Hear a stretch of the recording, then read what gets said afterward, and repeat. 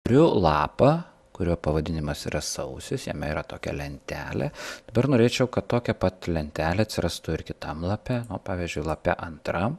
Galiu kopijuoti tiesiog šitą lentelę arba galiu nusikopijuoti tiesiog sausis visą lapą. Kaip tą galima padaryti? Galima čia surasti komandą redagavimas perkelti arba kopijuoti lapą, arba tiesiog paspaudus ant sausio pavadinimo dešinė pele irgi yra perkelti arba kopijuoti. Pirmas dalykas, jeigu aš noriu perkelti, tai, sakykime, perkelti į galą. Keliu sausį galą. Tačiau taip kilnoti nėra prasmės, nes labai greitai galima tą padaryti su pele, tiesiog ant sausio paspaudžiu, matot, nešu, padedu vėl į priekį. Sakykime, čia nunešu, taip galima nešioti. Dabar su kopijavimu. Perkelti arba kopijuoti komandą, paspaudžiu paukščiuką kurti kopiją, kur ta kopija bus padaryta. Kol kas tam pačiam faile, tai yra knyga 1 ir jis bus čia tarp sausis ir lapas 2, čia atsiras vasaris mano. Sakau gerai, susikūrė toks pat lapas, sausis 2, dabar 2 paspaudimais aš galiu pervadinti, tą nutrinsiu, parašysiu vasaris ir turiu antrą tokį pat lapą. Jeigu reikia sausį perkelti arba kopijuoti, šiuo atveju, sakykime, kopijuojam į kitą failą, tai dabar aš turiu atidaręs 2 failus, yra knyga 1, knyga 2 ir galiu išvis naują knygą, kol kas į knygą 2, dabar ten yra lapas, sakykime, už lapo tegul būna mano naujasis, kurti kopiją, gerai spaudžiu ir turiu knyga 2, yra lapas toks ir sausis čia yra. Jeigu sugrįšiu knygą 1, aš galiu paspausti perkelti arba kopijuoti į naują knygą, kurti kopiją, spaudžiu gerai, visiškai knyga 3, naujas failas ir jame yra šitas lapas. Jeigu norim tam pačiam faile, toj pačioj knygoje kopijuoti lapus, tai labai lengva yra padaryti su pele. Jeigu šitaip mes pasimam sausį ir nusinešam, kur mums patinka, sakykime, tokią tvarką padarom, tai nešimo metu, jeigu aš nuspaušiu Ctrl klavišą, panešiu, padėsiu, atsiras kopija, dar kopija, turiu.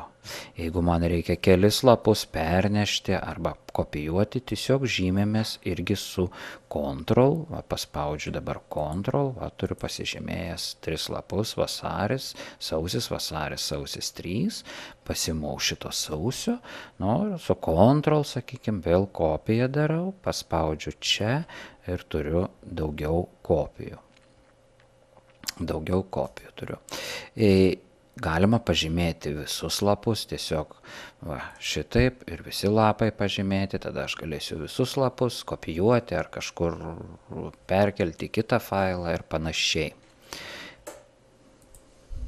Dalį lapų vėl galbūt norėčiau išnaikinti, aš galiu dešinę pelę, sausis 4, dešinė pelė yra naikinti, mane perspėjo, kad jame yra duomenų ir jie išnyks, jeigu išnaikinsiu, spaudžiu taip, naikinti, taip, naikinti,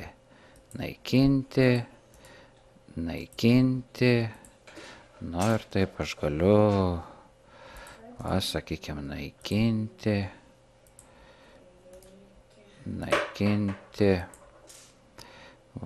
ir čia išnaikinsim, ir turim, ir šitą galim naikinti, viskas, ir turiu vėl kelis lapus. Dabar truputėlį apie spausdinimą.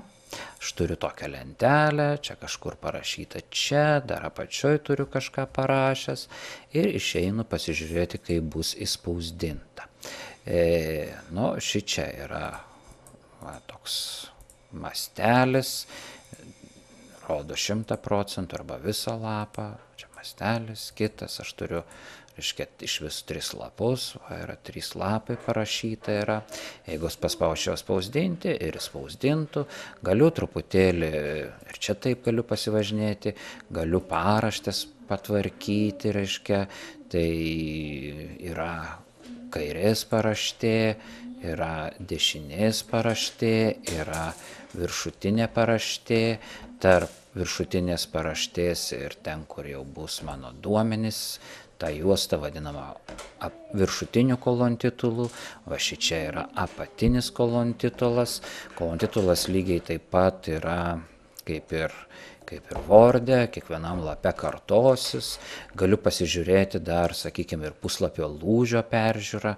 Va, yra mano 3 lapai, taip atrodo, rodymas. Vėl grįžtu į paprastą.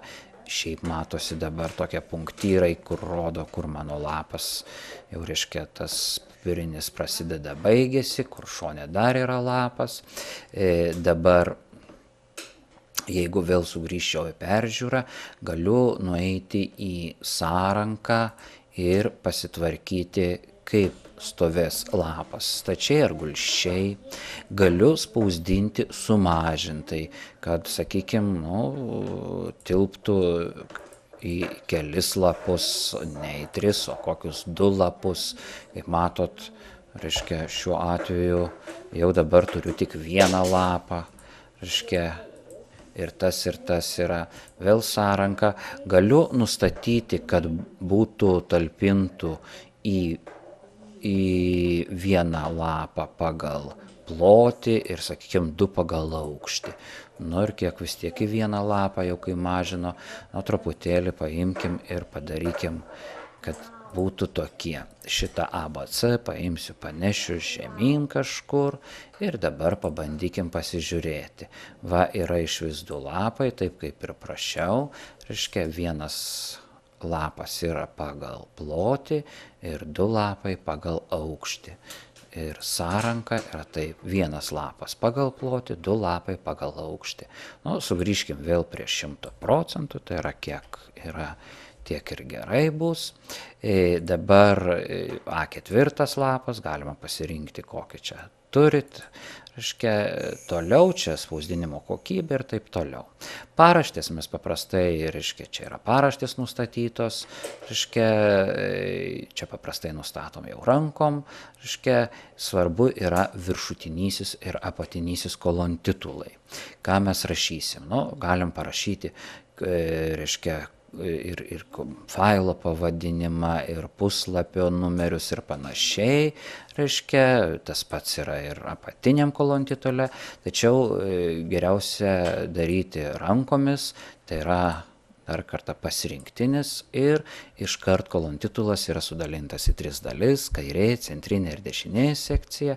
Jeigu aš parašysiu čia kokią nors, sakykime, žodį, sakykime, kokią nors mano yra firma, ar taip toliau, tai tas žodis kartosis kiekvienam įspausdintam lape, būtent kairėje.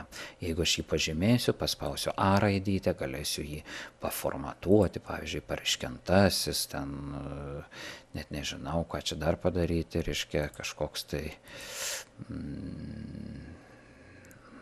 perbrauktas gal ir daug pasirinkimo nėra.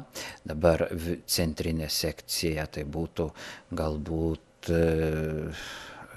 įdėtumėm puslapio numerį, va čia mygtukas yra puslapio numerių skaičiuoja, galim įdėti iš kiek lapų bus mano dokumentas, iš čia suskaičiuos, kiek iš visų lapų yra dokumente. Sakykime, dešiniai pusėje galim parašyti datą ir enter paspausiu, dar pridėsiu ir laiką. Sakykim, gerai. Dabar apatiniam kolontitule, čia apatinis, pasirinktinis kolontitulas, galiu uždėti, kad, sakykime, dešiniai sekcijoje galbūt visą maršrutą ir failą, paspaudžiu gerai ir turiu va, kiekvienam lape bus firma perbraukta, antras lapas iš 4, tokia data yra, čia bus, matot, yra dokumentas, kaip mano tas knyga, čia paieškos ta nuoroda yra. Ir taip kiekvienam lape. Jeigu aš uždarysiu, tai kolontitulų Excelyje paprastai nesimato, jie matosi arba spausdinio peržiūroj, arba tiesiog išspausdinti. Todėl reikia visą laiką atsiminti, kaip galima uždėti kolontitulus. Tai yra per sąranką ir viršutinysis apatinysis, ir čia arba pasirinktiniai yra, arba, reiškia, viršutinis apatinis, arba kažkokie standartiniai kolontitulai. Dar yra lapas, tai šičia tokių yra egzotinių dalykų, galima užsidėti tinklelį, kad nespalvotai, juodraščio kokybė, eilutės stulpelio antraščius, kokia tvarka spausdinama, kaip matot, yra, ir daugiau nieko šitoj vietoj neįmanoma padaryti.